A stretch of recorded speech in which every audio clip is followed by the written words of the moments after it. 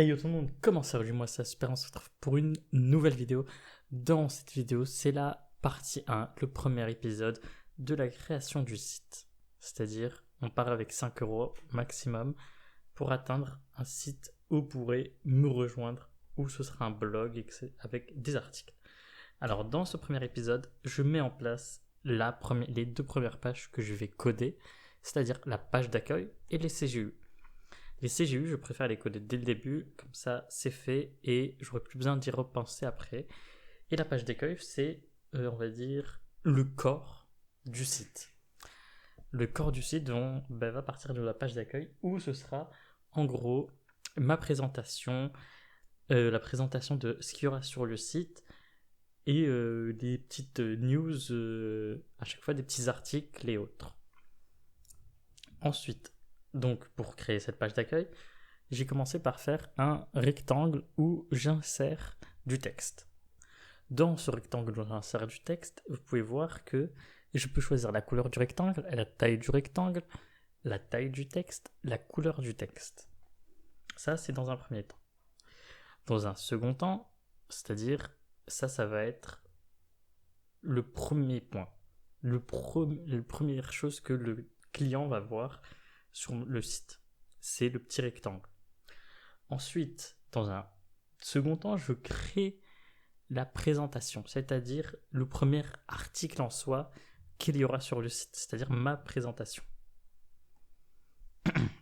Dans cette présentation, je me présente moi, mais aussi ce que je fais à côté. Et dans ce que je fais à côté, il y a donc la chaîne YouTube. Et donc, pour éviter que la personne, en cliquant sur mon lien de ma chaîne, il ferme le site, j'ai fait en sorte que, en cliquant sur le lien, ça l'envoie directement sur le site. Ça, c'est une chose que plein de sites oublient de faire et c'est une des erreurs que beaucoup peuvent voir sur des sites parce que en faisant ça, c'est chiant parce que soit tu dois faire CTRL-clic sur le lien pour ouvrir dans un nouvel onglet, ou tu fais clic droit, ouvrir dans un nouvel onglet.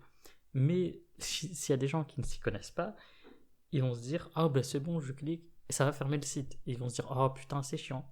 Au lieu que ça soit chiant pour eux, moi je leur facilite la vie en faisant en sorte que le lien ouvre directement un nouvel onglet. Ça, dans un premier temps, c'est une chose importante. Ensuite, j'ai créé des liens entre les autres pages du site. C'est-à-dire, pour un site internet, vous savez que toutes les pages doivent se relier. C'est-à-dire, pour avoir la page des CGU par exemple avec ma page d'accueil, je dois les relier via un panneau de navigation. Ce panneau de navigation est certes pas esthétiquement bien fait pour le moment parce que bon, c'est la V000001, mais c'est en soi utilisable pour le moment. Donc, moi là, ce que je cherche, c'est un site utilisable et fonctionnel. Pas beau en soi, mais juste fonctionnel. La beauté viendra plus tard. Là, on s'intéresse que à la fonctionnalité et à l'utilité de ce que je suis en train de faire avec le site.